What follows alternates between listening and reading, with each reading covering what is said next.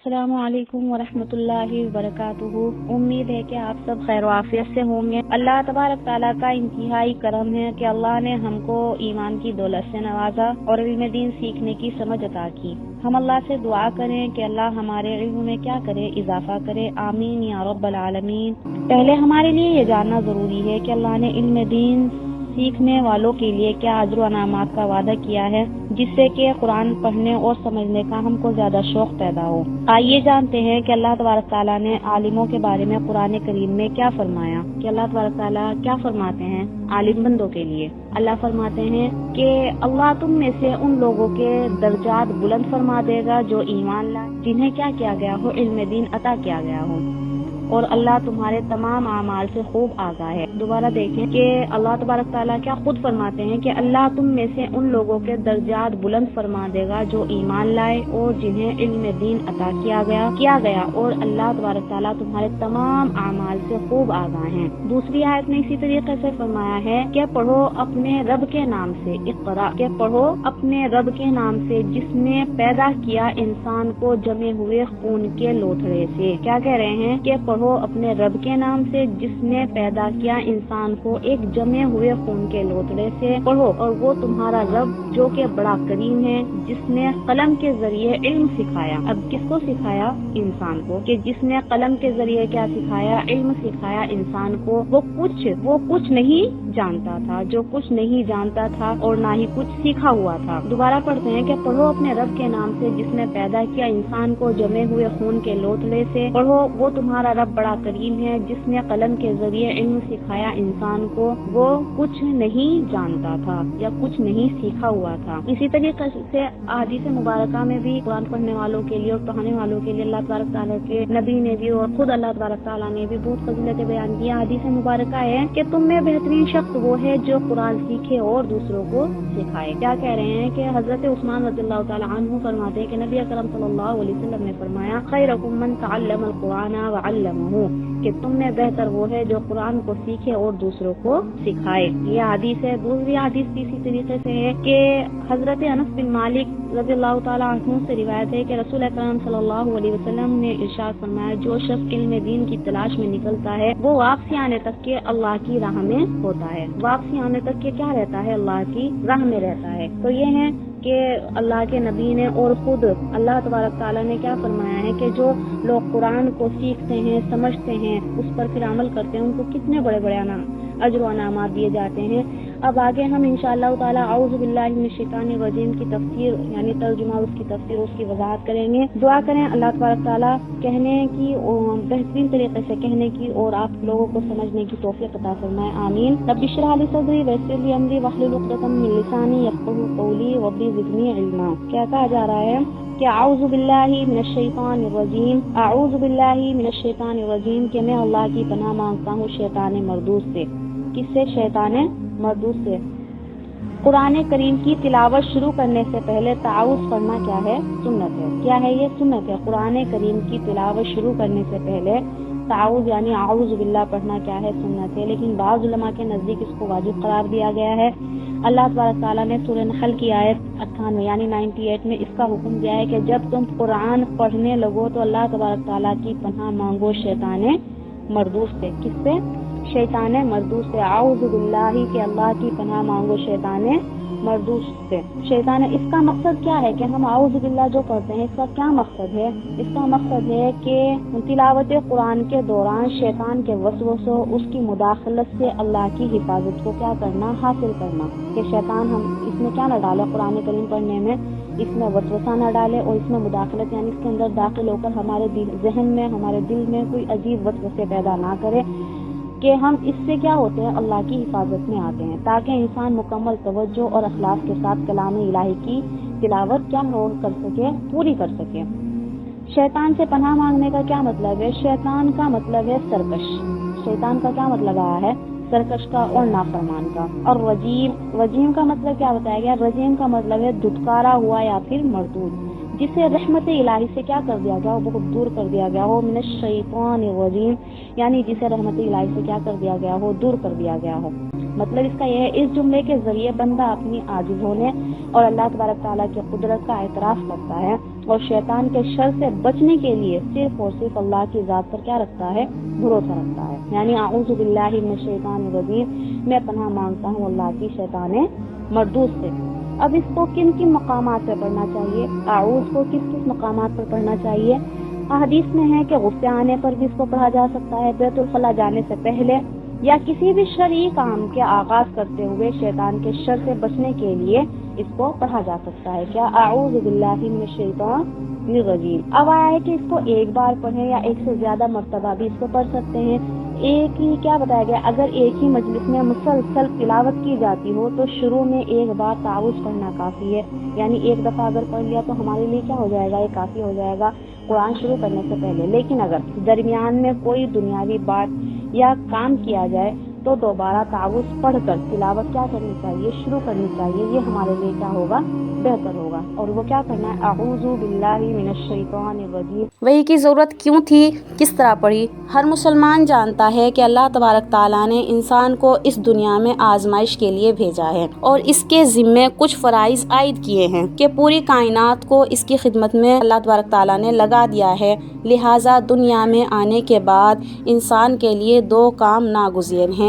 ایک یہ کہ وہ اس کائنات سے اور اس میں پیدا کی ہوئی اشیاء سے ٹھیک ٹھاک کام لے، یعنی اس کائنات سے اور اس میں جو چیزیں اللہ نے پیدا کی ہیں ان اشیاء سے، یعنی ان چیزوں سے ٹھیک ٹھیک کیا لے؟ کام لے. دوسرے یہ کہ اس کائنات کو استعمال کرتے ہوئے اللہ تبارک تعالیٰ کے حکم کو مد نظر رکھے اور کوئی ایسی حرکت نہ کرے جو اللہ تبارک تعالیٰ کی مرضی کے کیا ہو؟ خلاف ہو. ان دونوں کاموں کے لیے انسان کو علم کی ضرورت ہے. کیا؟ علم کی ضرورت ہے. اللہ کے احکام کو پورے کرنے میں بھی کیا کس کی ضرورت ہے؟ علم کی ضرورت ہے. اور جو اللہ نے کائنات میں چیزیں پیدا کی ہیں ان اشیاء سے ٹھیک ٹھیک کام لینے میں بھی کس کی ضرورت پڑتی ہے؟ علم کی ضرورت پڑتی ہے. ان دونوں کاموں کے لیے انسان کو علم کی ضرورت ہے. اس لیے جب تک اسے یہ معلوم نہ ہو کہ اس کائنات کی کیا حقیقت ہے، اس کی کون سی چیز کے کیا خواص ہیں، ان سے کس طرح فائدہ اٹھایا جا سکتا ہے، اس وقت تک کہ وہ دنیا کی کوئی بھی چیز اپنے فائدے کے لیے استعمال نہیں کر سکتا. نیز جب تک کہ اسے یہ معلوم نہ ہو کہ اللہ کی مرضی کیا ہے، وہ کون سے کاموں کو پسند اور کن کو ناپسند فرماتا ہے، اس وقت تک کہ اس کے لیے اللہ کی مرضی کے مطابق زندگی گزارنا ناممکن ہے. یہ کس کے بارے میں آیا ہے؟ آدم کے بارے میں. یعنی جب تک کہ اسے یہ معلوم نہ ہو، کسی بھی انسان کو یہ معلوم نہ ہو کہ اللہ کی مرضی کیا ہے، وہ کون سے کاموں کو پسند اور کن کاموں کو ناپسند کرتا ہے، اس وقت تک کہ اس کے لیے اللہ کی مرضی کے مطابق زندگی گزارنا ممکن ہی نہیں. چنانچہ اللہ تبارک تعالیٰ نے انسان کو پیدا کرنے کے ساتھ ساتھ 3 چیزیں ایسی پیدا کی ہیں جن کے ذریعے اسے مذکورہ باتوں کا علم حاصل ہوتا ہے. یعنی انسان کو پیدا کرنے کے ساتھ ساتھ 3 چیزیں اللہ نے ایسی پیدا کر دی ہیں اس کے ساتھ کہ اس کے ذریعے وہ ان باتوں کو کیا کرتا ہے؟ علم کے ذریعے حاصل کرتا ہے. کیا؟ جن کے ذریعے اسے مذکورہ باتوں کا کیا ہو جاتا ہے؟ علم حاصل ہو جاتا ہے. ایک انسان کے حواس. کیا؟ ایک انسان کے حواس یعنی آنکھ، کان، منہ اور ہاتھ، پاؤں. کیا بتایا جا رہا؟ انسان کے حواس میں کیا چیزیں داخل ہیں؟ آنکھ، کان، منہ اور ہاتھ، پاؤں. دوسرے کیا ہیں؟ عقل. دوسری کیا چیز ہے؟ عقل ہے. اور تیسری وحی. چنانچہ انسان کو بہت سی باتیں اپنے حواس کے ذریعے معلوم ہو جاتی ہے. یعنی آنکھ کے، کان کے، منہ کے اور ہاتھ کے، پاؤں کے ذریعے کیا ہو جاتی ہیں؟ معلوم ہو جاتی ہیں. لیکن بہت سی عقل کے ذریعے معلوم ہوتی ہیں. یعنی ان میں آنکھ، کان، منہ اور ہاتھ کا کوئی دخل نہیں، صرف کس کے ذریعے معلوم ہوتی ہیں؟ وہ عقل کے ذریعے معلوم ہوتی ہیں. بہت سی عقل کے ذریعے، اور جو باتیں ان دونوں ذرائع سے معلوم نہیں ہو سکتی، یعنی نہ حواس سے اور نہ ہی عقل سے، ان کا علم وحی کے ذریعے عطا کیا جاتا ہے. کس کے ذریعے؟ وحی کے ذریعے عطا کیا جاتا ہے. علم کے ان تینوں ذرائع میں ترتیب کچھ ایسے ہے، یعنی علم کی ان تینوں ذرائع میں ترتیب کچھ ایسی ہے، یعنی ضرورتیں کچھ ایسی ہیں کہ ہر ایک کی ایک خاص حدود اور مخصوص دائرے کار ہے. کیا بتایا جا رہا ہے؟ کہ ہر ایک کی ایک خاص حدود ہے اور مخصوص دائرے کار ہے جس کے آگے وہ کام نہیں دیتا. چنانچہ جو چیز انسان کو اپنے حواس سے معلوم ہو جاتی ہے، یعنی اپنی آنکھ سے، کان سے، منہ سے اور ہاتھ سے، پاؤں سے معلوم ہو جاتی ہے، ان کا علم نری عقل سے نہیں ہو سکتا. یعنی اس کا اندازہ کس سے نہیں لگایا جا سکتا؟ عقل سے نہیں لگایا جا سکتا. مثال کے طور پہ سمجھیں گے اس کو. مثلاً جیسے کہ ایک دیوار کو آنکھ سے دیکھ کر آپ کو یہ تو معلوم ہو جاتا ہے، یہ علم تو ہو جاتا ہے کہ اس کا رنگ کیا ہے؟ سفید ہے. کیا ہے کہ ہم اس کو کیسے سمجھیں؟ ایسے سمجھیں کہ مثال کے طور پر کہ ایک دیوار ہے یا دیوار کو دیکھ کر آنکھوں سے دیکھ کر ہم کو یہ علم ہو جاتا ہے کہ اس کا رنگ کیا ہے، سفید ہے، لیکن اگر آپ اپنی آنکھوں کو بند کر لیں، صرف عقل کی مدد سے اس دیوار کا رنگ معلوم کرنا چاہیں تو یہ ناممکن ہے۔ یعنی صرف یہ عقل سے نہیں ہو سکتی بلکہ آنکھ کو کھول کر دیکھنا دیوار کا رنگ کیا ہوتا ہے ضروری ہوتا ہے، اس کے بعد ہی ہم کو رنگ معلوم ہوگا۔ اس سے صرف عقل سے ہم کیا نہیں لے سکتے، کام نہیں لے سکتے، یعنی اپنی آنکھوں کو بند کر کے صرف عقل کی مدد سے اس دیوار کا رنگ معلوم کرنا چاہیں تو یہ ہرگز ناممکن ہے۔ اسی طرح جن چیزوں کا علم عقل کے ذریعے حاصل ہوتا ہے، یعنی حواس سے تو ہمیں کیا ہوگا، رنگ و بو کا پتہ چلے گا، اور عقل سے کے ذریعے ہم کو دوسرا علم حاصل ہوگا۔ اسی طرح جن چیزوں کا علم عقل کے ذریعے حاصل ہوتا ہے وہ صرف حواس سے معلوم نہیں ہو سکتا، یعنی صرف حواس سے، آنکھ سے، کان سے، ناک سے نہیں معلوم، بلکہ عقل ہماری اس میں کیا ہوگی، ضروری ہوگی۔ مثال کے طور پر اس کو بھی ہم سمجھیں کہ آنکھ سے ہم یہ دیکھ کر یا ہاتھ سے چھو کر یہ پتہ نہیں لگا سکتے کہ اس دیوار کو کس نے بنایا ہے نا، صرف آنکھوں دیوار کو دیکھ کے ہمیں اس کا رنگ پتہ چلے گا، یا ہاتھ لگا کر دیکھیں گے تو محسوس ہوگی دیوار، لیکن اگر ہم کیا کریں، عقل کو دوڑائیں تو ہم یہ بغیر دوڑائے، یعنی عقل کے بغیر دوڑائے ہم کو یہ معلوم نہیں ہوگا کہ اس دیوار کو کس نے بنایا ہے، بلکہ اس نتیجے تک پہنچنے کے لیے کیا ہے، عقل کی ضرورت ہے۔ غرض جہاں تک کہ حواس خمسہ کام دیتے ہیں، یعنی آنکھ، کان، ناک، منہ وغیرہ، جہاں تک کہ حواس خمسہ کام دیتے ہیں وہاں تک عقل کوئی رہنمائی نہیں کرتی، پہنچتی نہیں، یعنی عقل وہاں تک نہیں پہنچتی، اور جہاں حواس خمسہ جواب دیتے ہیں وہیں سے عقل کا کام شروع ہوتا ہے۔ لیکن اس عقل کی رہنمائی بھی غیر محدود نہیں، یہ بھی ایک حدود پر جا کر کیا ہو جاتی ہے، رک جاتی ہے، اور بہت سی باتیں ایسی ہیں جن کا علم نہ حواس کے ذریعے حاصل ہو سکتا ہے اور نہ عقل کے ذریعے۔ مثال کے طور پر اسی دیوار کے بارے میں، مثلاً اسی دیوار کے بارے میں یہ معلوم کرنا ہے کہ اس کو کس طرح استعمال کرنے سے اللہ راضی اور کس طرح استعمال کرنے سے ناراض ہوگا، یہ نہ حواس کے ذریعے ممکن ہے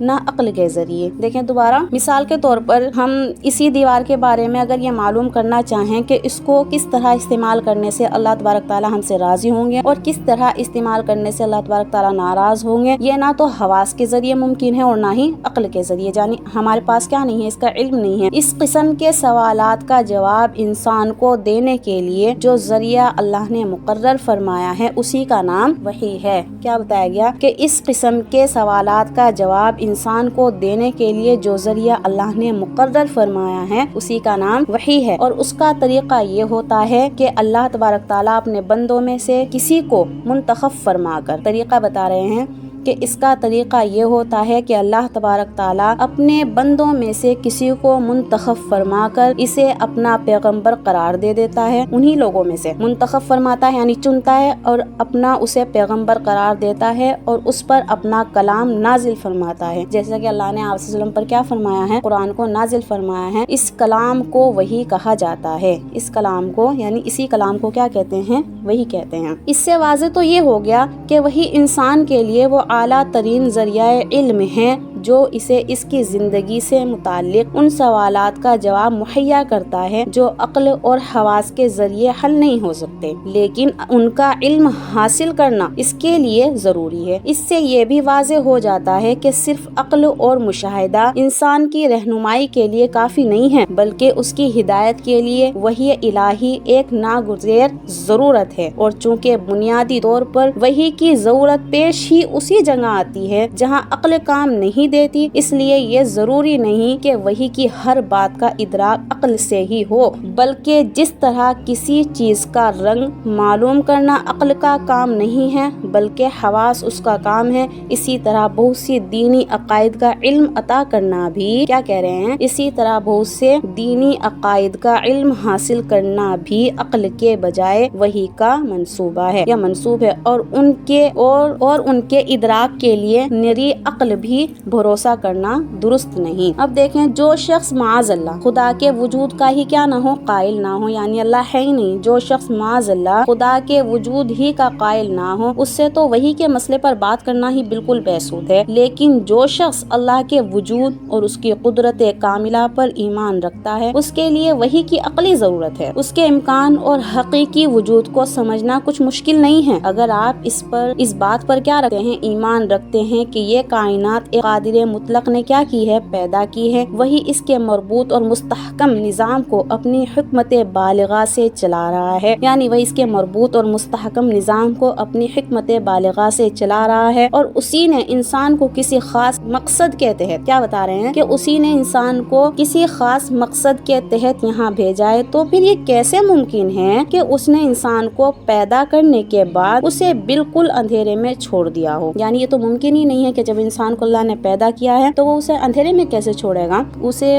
انسان کو پیدا کرنے کے بعد اسے بالکل اندھیرے میں چھوڑ دیا ہو، اسے اللہ نے یہ تک نہ بتایا ہو کہ وہ کیوں اس دنیا میں آیا ہے، یہاں اس کے ذمے کیا فرائض ہیں، اس کی منزل مقصود کیا ہیں، اور وہ کس طرح اپنے مقصد زندگی کو حاصل کر سکتا ہے، یہ بتانا تو اللہ کا فرض ہے، اللہ کا حکم ہے۔ یعنی اللہ خود جب اللہ نے بندے کو بھیجا ہے تو اللہ تبارک تعالیٰ یہ بھی ضرور بتائے گا کہ اس کے ذمے اللہ نے کیا فرائض، یعنی میں نے کیا فرائض عائد کی ہیں، اس کی منزل کیا ہے انسان کی، اور وہ کس طرح اپنے مقصود زندگی کو کیا کر سکتا ہے، حاصل کر سکتا ہے۔ اب اس کی مثال بھی ہم ایسے سمجھیں، کیا کوئی شخص جس کے ہوش و حواس سلامت ہو ایسا کر سکتا ہے؟ ہرگز نہیں، کہ اپنے کسی نوکر کو ایک خاص مقصد کے تحت کسی سفر پر بھیج دے۔ یہ مثال بتائی جا رہے ہیں، ہم بھی نہیں کرتے کہ اگر ہم کسی نوکر کو ایک خاص مقصد کے تحت کسی سفر پر بھیج دیں اور اسے نہ چلتے وقت سفر کا مقصد بتائیں اور نہ بعد میں کسی پیغام کے ذریعے اس پر یہ واضح کریں کہ اسے کس کام کے لیے بھیجا گیا ہو، یعنی ہم نے اسے یہ بتایا ہی نہیں کہ تمہارا مقصد کیا ہے، تمہیں وہاں جا کر کیا کرنا ہے، اور سفر کے دوران اس کی ڈیوٹی کیا ہوگی، ہم نے اس کو یہ بھی نہیں بتایا۔ جب ایک معمولی عقل انسان بھی، یعنی جب ہم بھی اتنی کم عقل کے انسان بھی ایسی حرکت نہیں کر سکتے، تو آخر اس خداوند قدوس کے بارے میں کیا تصور کیا جا سکتا ہے کہ جس کی حکمت بالغہ سے کائنات کا یہ سارا نظام چل رہا ہے؟ یہ آخر کیسے ممکن ہے کہ جس ذات نے چاند، سورج، آسمان، زمین، ستارے اور سیاروں کا ایسا محور العقول نظام پیدا کیا ہو کہ وہ اپنے بندوں تک پیغام رسانی کا کوئی ایسا انتظام بھی نہ کر سکے جس کے ذریعے انسان کو ان کے مقصد زندگی سے تعلق ہدایت دی جا سکے؟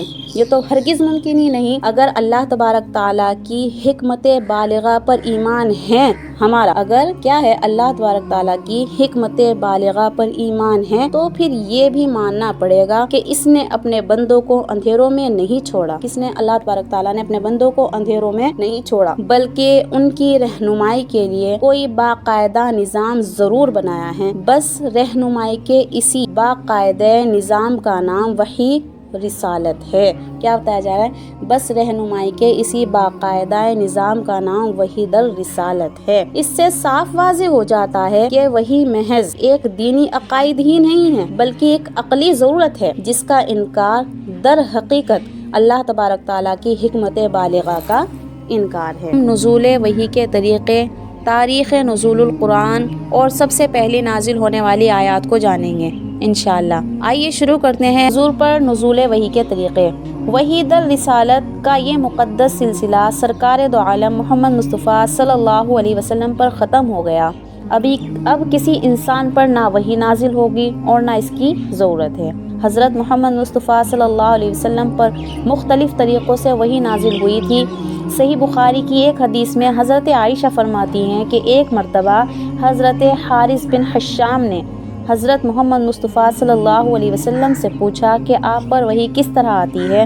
تو حضور نے فرمایا، کبھی تو مجھے گھنٹی کی سی آواز سنائی دیتی ہے اور وحی کی یہ صورت میرے لیے سب سے زیادہ سخت ہوتی ہے۔ پھر جب یہ سلسلہ ختم ہوتا ہے تو جو کچھ آواز نے کہا ہوتا ہے مجھے یاد ہو چکا ہوتا ہے، اور کبھی فرشتہ میرے سامنے ایک مرد کی صورت میں آ جاتا ہے۔ اس حدیث میں آپ نے وحی کی آواز کو گھنٹیوں کی آواز سے جو تشبیہ دی ہے، اس کا مطلب یہ بیان کیا ہے، ایک تو وحی کی آواز گھنٹی کی طرح مسلسل ہوتی ہے اور بیچ میں ٹوٹتی نہیں، دوسرے یہ کہ گھنٹی جب مسلسل بجتی ہے تو عموماً سننے والے کو اس کی آواز کی سمت متعین کرنا مشکل ہوتا ہے، کیونکہ اس کی آواز ہر جہت سے آتی محسوس ہوتی ہے، اور کلام الہی کی بھی یہی خصوصیات ہے کہ اس کی کوئی ایک سمت نہیں ہوتی بلکہ ہر جہت سے آواز سنائی دیتی ہے۔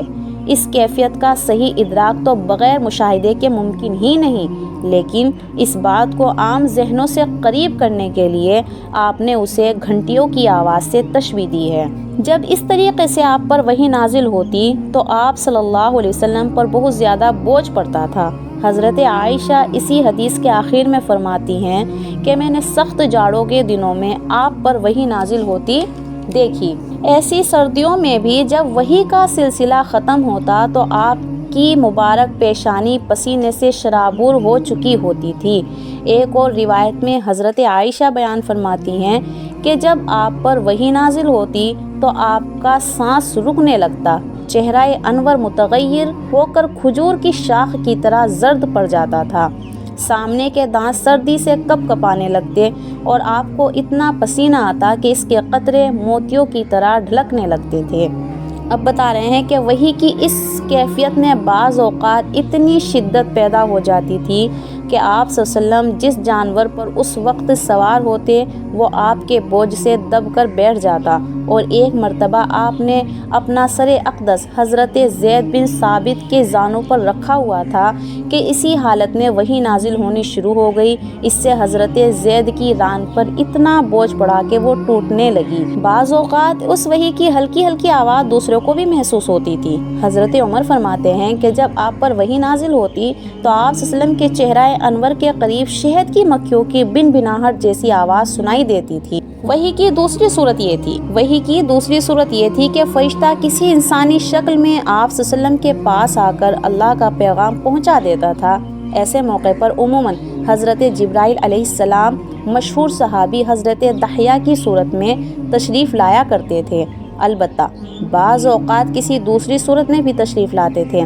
بہرکیف جب حضرت جبرائیل انسانی شکل میں وحی لے کر آتے تو نزول وحی کی یہ صورت حضور اکرم صلی اللہ علیہ وسلم کے لیے سب سے زیادہ آسان ہوتی تھی۔ اب وحی کی تیسری صورت بیان کریں گے۔ وحی کی تیسری صورت یہ تھی کہ حضرت جبرائیل علیہ السلام کسی انسان کی شکل اختیار کیے بغیر اپنی اصلی صورت میں دکھائی دیتے تھے، لیکن ایسا آپ کی تمام عمر میں صرف 3 مرتبہ ہوا ہے۔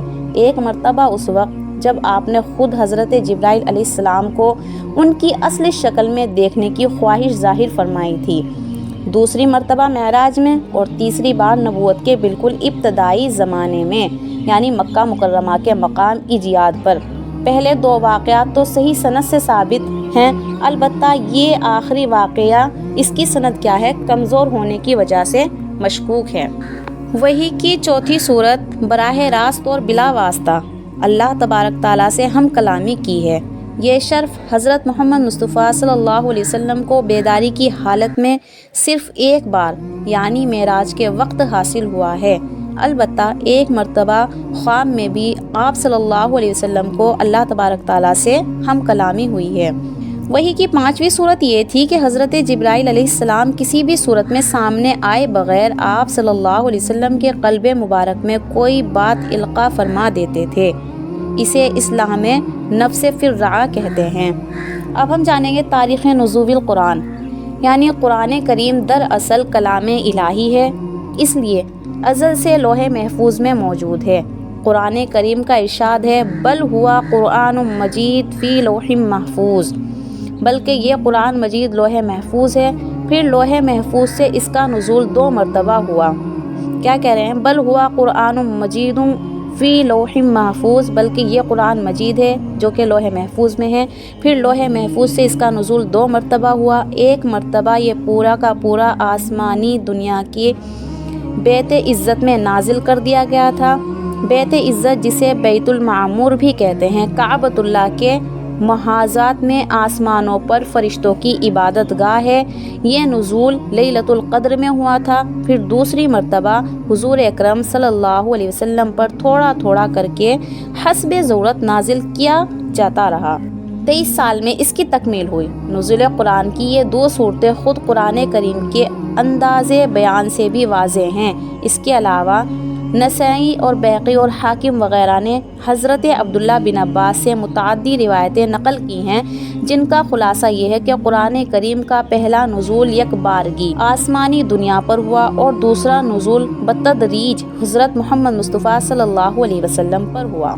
قرآن کریم کو پہلی مرتبہ آسمانی دنیا پر نازل کرنے کی حکمت امام ابو شامہ نے یہ بیان کی ہے کہ اس سے قرآن کریم کی رفعت شان کو ظاہر کرنا مقصود تھا اور ملائکہ کو یہ بات بتانی تھی کہ یہ اللہ کی آخری کتاب ہے جو اہل زمین کی ہدایت کے لیے اتاری جانے والی ہے۔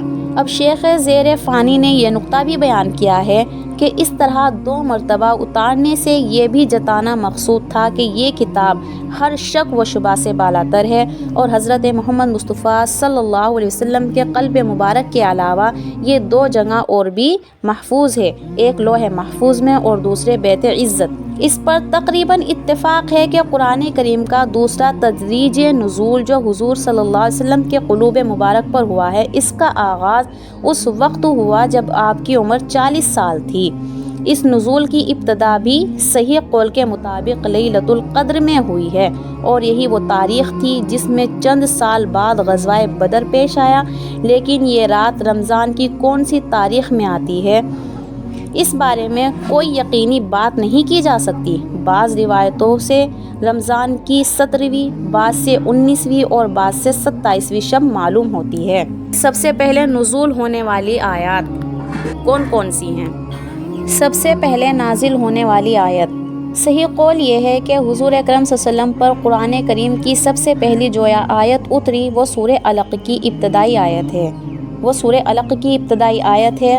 حضرت عائشہ اس کا یہ واقعہ بیان فرماتی ہیں کہ حضرت محمد صلی اللہ علیہ وسلم پر نزول وحی کی ابتدا تو سچے خوابوں سے ہوئی تھی، اس کے بعد آپ صلی اللہ علیہ وسلم کو خلوت میں عبادت کرنے کا شوق پیدا ہوا اور اسی دوران آپ صلی اللہ علیہ وسلم غار حرا میں کئی راتیں گزارتے اور عبادت میں مشغول رہتے تھے، یہاں تک کہ ایک دن اسی غار میں آپ صلی اللہ علیہ وسلم کے پاس اللہ تبارک تعالیٰ کی جانب سے فرشتہ آیا اور اس نے سب سے پہلی بات یہ کہی کہ اقرا یعنی پڑھو۔ حضور نے فرمایا میں پڑھا ہوا نہیں ہوں۔ اس کے بعد خود حضور نے واقعہ بیان کیا کہ میرے اس جواب پر فرشتے نے مجھے پکڑا اور مجھے اتنی زور سے بھینچا کہ مجھ پر مشقت کی انتہا ہو گئی، پھر اس نے مجھے چھوڑ دیا اور دوبارہ کہا اقرا، میں نے جواب میں دیا کہ میں پڑھا ہوا نہیں ہوں، فرشتے نے مجھے پھر پکڑا اور دوبارہ اس زور سے بھینچا کہ مجھ پر مشقت کی انتہا ہو گئی، پھر اس نے مجھے چھوڑ کر کہا اقرا، میں نے جواب دیا کہ میں پڑھا ہوا نہیں ہوں، اس پر اس نے مجھے تیسری مرتبہ پکڑا اور بھینچ کر چھوڑ دیا، پھر کہا اقرا بسم ربک الذی خلق خلق الانسان من علق اقرا وربک الاکرم، یعنی پڑھو اپنے اس پروردگار کے نام سے جس نے پیدا کیا، جس نے انسان کو منجمد خون سے پیدا کیا، اور پڑھو وہ تمہارا پروردگار ہے سب سے زیادہ جو کریم ہے۔ آپ صلی اللہ علیہ وسلم پر نازل ہونے والی پہلی آیت تھی۔ اس کے بعد 3 سال تک کے وحی کا سلسلہ بند رہا۔ اسی زمانے میں فرات وحی کا زمانہ کہتے ہیں۔ پھر 3 سال کے بعد وہی فرشتہ جو غار حرا میں آیا تھا آپ صلی اللہ علیہ وسلم کو آسمان و زمین کے درمیان میں دکھائی دیا اور اس نے سورہ مدثر کی آیت آپ کو سنائی۔ اس کے بعد وحی کا سلسلہ جاری ہو گیا۔ فاتحہ کا ترجمہ اور اس کی تشریح کریں گے انشاءاللہ۔ اللہ پاک ہم کو اور آپ کو بہتر سے بہترین سمجھ عطا فرمائے، آمین یا رب العالمین۔ شروع کرتے ہیں۔ بسم اللہ الرحمن الرحیم۔ الحمدللہ رب العالمین، سب تعریف اللہ ہی کے لیے ہے جو پالنے والا ہے سارے جہان کا۔ الحمدللہ، تمام تعریف اللہ رب العزت کے لیے ہیں جو پالنے والا ہے سارے جہان کا۔ الرحمن الرحیم، بڑا مہربان نہایت رحم والا، بڑا مہربان نہایت رحم کرنے والا ہے۔ مالکی یوم الدین، مالک ہے روز جزا کا۔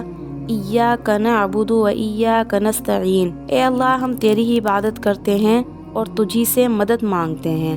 اہدنا الصراط المستقیم، ہم کو سیدھے راستے پر چلا۔ صراط الذین انعمت علیہم، ان لوگوں کے راستے پر، صراط الذین ان لوگوں کے راستے پر، انعمت علیہم جن پر تو نے اپنا فضل و کرم کیا۔ غیر المغضوب علیہم ولا الضالین، نہ کہ ان لوگوں کے راستے پر جن پر تیرا غصہ اترا ولا الضالین، اور نہ ہی ان لوگوں کے راستے پر جو گمراہ ہوئے۔ پہلے ہم الحمدللہ رب العالمین کی پوری وضاحت کریں گے۔ دیکھیے اس میں کیا ہے، سورت میں سورہ فاتحہ کے مضامین کہ سورہ فاتحہ 7 آیتوں پر مشتمل ہے۔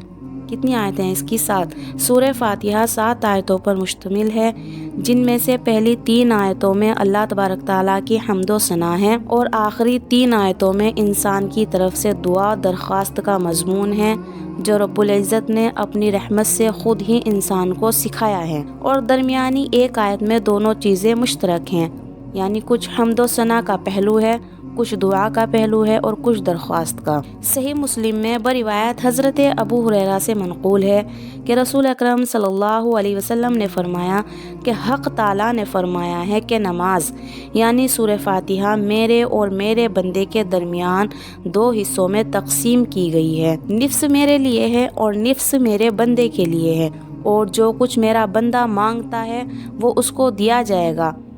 پھر رسول اکرم صلی اللہ علیہ وسلم نے فرمایا کہ بندہ جب کہتا ہے الحمدللہ رب العالمین، کہ بندہ جب کہتا ہے الحمدللہ رب العالمین، تو اللہ تبارک تعالیٰ فرماتا ہے کہ میرے بندے نے میری حمد کی، اور جو وہ کہتا ہے الرحمن الرحیم، تو اللہ تبارک تعالیٰ فرماتا ہے کہ میرے بندے نے میری تعریف و ثنا بیان کی، اور جب بندہ کہتا ہے مالکی یوم الدین، تو اللہ فرماتا ہے کہ میرے بندے نے میری بزرگی بیان کی، اور جب بندہ کہتا ہے ایاک نعبد و ایاک نستعین، تو اللہ تبارک تعالیٰ فرماتا ہے کہ یہ آیت میرے اور میرے بندے کے درمیان مشترک ہے، کیونکہ اس میں ایک پہلو حق تعالیٰ کی حمد و ثنا کا ہے اور دوسرا پہلو بندے کی دعا و درخواست کا ہے۔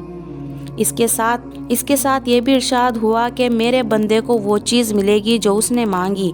پھر جب بندہ کہتا ہے اہدنا الصراط المستقیم، یعنی آخر تک، تو اللہ تبارک تعالیٰ فرماتا ہے کہ یہ سب میرے بندے کے لیے ہے اور اس کو وہ چیز ملے گی جو اس نے مانگی ہے۔ دیکھیے الحمدللہ کے معنی، یہ جو ہے نا الحمدللہ یعنی سب تعریف اللہ ہی کے لیے ہیں، اس کے معنی یعنی سب تعریف اللہ ہی کے لیے ہیں، یعنی یہ دنیا میں جہاں کہیں کسی چیز کی تعریف کی جاتی ہے، جہاں کہیں کسی بھی چیز کی تعریف کی جاتی ہے، وہ در حقیقت اللہ ہی کی تعریف ہے، کیونکہ اس جہان رنگ و بو میں جہاں ہزاروں حسین مناظر اور لاکھوں دلکش نظارے اور کروڑوں نفع بخش چیزیں انسان کے دامنے دل کو ہر وقت اپنی طرف کھینچتی رہتی ہیں اور اپنی تعریف پر مجبور کرتی ہیں، اگر ذرا نظر کو گہرا کیا جائے تو ان سب چیزوں کے پردوں میں ایک ہی دست قدرت کار فرمان نظر آتا ہے، اور دنیا میں جہاں کہیں کسی چیز کی تعریف کی جاتی ہے اس کی حقیقت اس سے زیادہ نہیں، جیسے کسی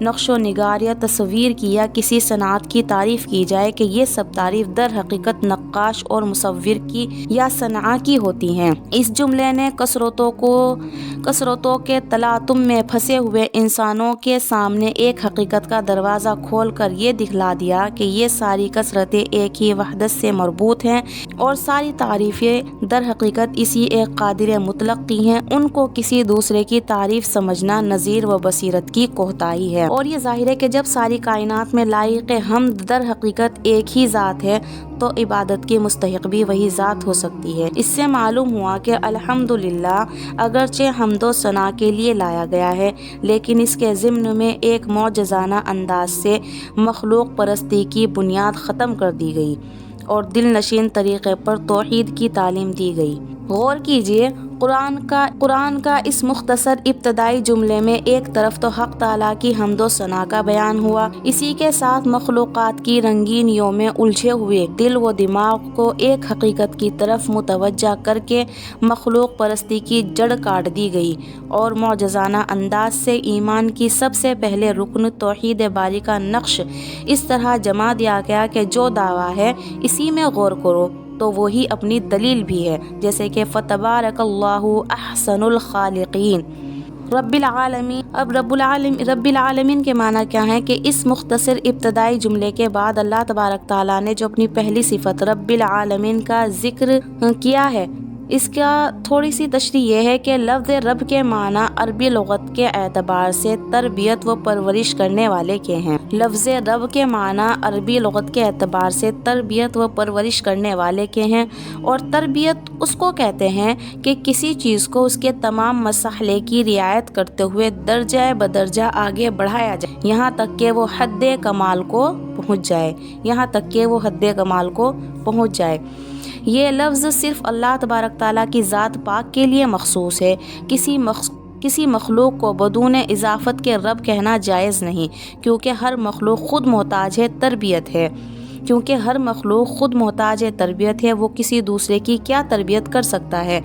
عالمین عالم کی جمع ہے، جس میں دنیا کے تمام اجناس، آسمان، چاند، سورج اور تمام ستارے اور ہوا، فضا، برق و براں، فرشتے، جنات، زمین اور اس کی تمام مخلوقات، حیوانات، انسانات، نباتات، جمادات سب داخل ہیں۔ اس لیے رب العالمین کے معنی یہ ہوئے کہ اللہ تبارک تعالیٰ تمام اجناس کا کائنات کی ترتیب کرنے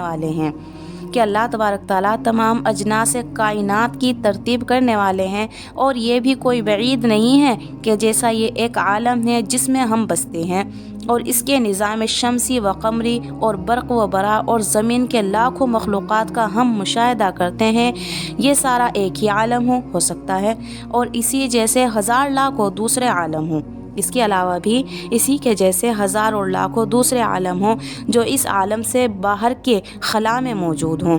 امام رازی نے اپنی تفسیر کبیرہ میں فرمایا ہے کہ اس عالم سے باہر ایک لم تناہی خلا کا وجود دلائل عقلیہ سے ثابت ہے، اور یہ بھی ثابت ہے کہ اللہ تبارک تعالیٰ کو ہر چیز پر قدرت ہے۔ اس کے لیے کیا مشکل ہے کہ اس نے اس لم تناہی خلا میں ہماری پیش نظر عالم کی طرح اور بھی ہزاروں لاکھوں عالم بنا رکھے ہوں۔ دیکھیے، اب اگر ہم تمام عالم اور اس کی کائنات پر نظر ڈالیں اور بچشم بصیرت سے دیکھیں تو حق تعالیٰ نے تربیت عالم کا کیسا مضبوط اور محکم محور العقول نظام بنایا ہے۔ افلاک سے لے کر عناصر تک، سیارات و نجومات سے لے کر ذرات تک، ہر چیز اس سلسلہ نظام میں بندھی ہوئی ہے، اور حکیم مطلق کی خاص حکمت بالغہ کے ماتحت ہر چیز اپنے اپنے کام میں مصروف ہے۔ ایک لقمہ جو انسان کے منہ تک پہنچتا ہے، اگر اس کی پوری حقیقت پر انسان غور کرے تو معلوم ہوگا کہ اس کی تیاری میں آسمان اور زمین کی تمام قوتیں اور کروڑوں انسانوں اور جانوروں کی محنتیں شامل ہیں۔ سارے عالم کی قوتیں مہینوں مصروف خدمت رہیں جب یہ لقمہ تیار ہوا، اور یہ سب کچھ اس لیے ہے کہ انسان اس میں غور و تدبیر سے کام لے اور سمجھے کہ اللہ تبارک تعالیٰ نے آسمان سے لے کر زمین تک اپنی تمام مخلوقات کو اس کی خدمت میں لگا رکھا ہے، تو جس ہستی کو اس نے مخزون کائنات بنا رکھا ہے وہ بھی بیکار ہو سکتی ہے یا بےہودہ ہو سکتی ہے؟ نہیں ہو سکتی۔ اس کا بھی کوئی نہ کوئی کام ہوگا، اس کے ذمہ کوئی نہ کوئی تو خدمت ہوگی، کیونکہ اللہ تبارک تعالیٰ فرماتے ہیں وَمَا خَلَقْتُ الْجِنَّ وَالْإِنسَ إِلَّا لِيَعْبُدُونَ میں نے جن اور انس کو اور کسی کام کے لیے نہیں بنایا بجز اس کے کہ وہ میری عبادت کریں۔ کیا کہہ رہے ہیں کہ میں نے جن اور انس کو کسی اور کام کے لیے نہیں بنایا بجز اس کے کہ وہ میری عبادت کریں۔ رب العالمین کی ایک حیثیت سے پہلے جملے یعنی الحمدللہ کی دلیل ہے۔ کیا ہے کہ رب العالمین ایک حیثیت سے پہلے جملے الحمدللہ کی دلیل ہے کہ جب تمام کائنات کی تربیت و پرورش کا ذمہ دار صرف ایک ذات اللہ ہے تو حمد و ثنا کی حقیقی مستحق ذات بھی وہی ہو سکتی ہے۔ اس لیے پہلی آیت الحمدللہ رب العالمین میں حمد و ثنا کے ساتھ ایمان کی سب سے پہلے رکن توحید باری تعالیٰ کا بیان بھی مؤثر انداز میں آ گیا۔ دوسری آیت میں صفت رحمت کا ذکر بلفظ صفت یعنی رحمان و رحیم کیا گیا ہے۔ یہ دونوں صیغے مبالغے کے ہیں جن میں رحمت خداوندی کی وسعت و کثرت اور کمال کا بیان ہے۔ اس صفت کے ذکر کرنے میں شاید اس طرف اشارہ ہے کہ یہ تمام کائنات و مخلوقات کی تربیت و پرورش کی ذمہ داری جو حق تعالیٰ نے اپنے ذمے لے رکھی ہے وہ کسی اپنی ضرورت یا دباؤ اور مجبوری سے نہیں، بلکہ یہ سب کچھ اس کی صفات رحمت کا تقاضا ہے کہ اگر پوری کائنات نہ ہو تو اس کا کچھ نقصان نہیں، اور ہو جائے تو اس پر کچھ بار نہیں۔ دیکھیے اب اگلی آیت، مالکی یوم الدین، مالک ہے روز جزا کا۔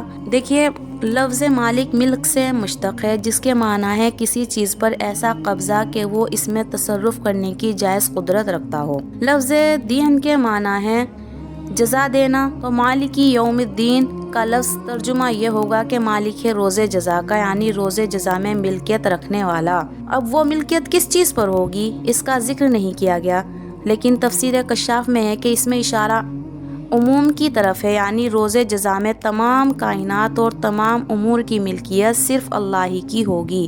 روز جزا کی حقیقتاً اور عقلاً کیا ضرورت ہے؟ دیکھیے اول یہ کہ روز جزا کس دن کا نام ہے اور اس کی کیا حقیقت ہے۔